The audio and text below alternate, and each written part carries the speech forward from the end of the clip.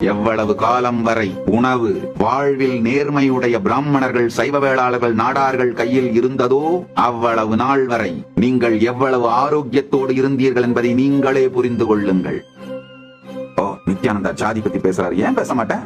சைவாள் cafe, Udupi Arya Bhavan, Saravana Pawan, இந்த மாதிரி தன்னுடைய வாழ்க்கையிலே நேர்மையை உடையவர்களுடைய கையிலே உணவு ஃபுட் இண்டஸ்ட்ரி இருந்த வரைக்கும் எவ்வளவு நம்பிக்கையோடு ஸ்ரத்தையோட நீங்க பாட்டு சாப்பிட்டு போயிட்டே இருக்கலாங்கயா. நான் வெஜிடேரியன் ஃபுட்டை நார்மலைஸ் பண்றது இந்துக்களுக்கு எதிரான மிகப்பெரிய சதி. இந்துக்கள் யாரும் எக்காரணம் கொண்டும் துடிக்க துடிக்க ரத்தம் வடிய விட்டு கொல்லப்படுகின்ற விலங்குகளுடைய மாமிசத்தை புசிக்க கூடாது. அது பெரும் பாவம். அது துடிச்சு சாகும் பொழுது என்ன உங்களை ஆசீர்வாதம் பண்ணிட்டு சாகுமா?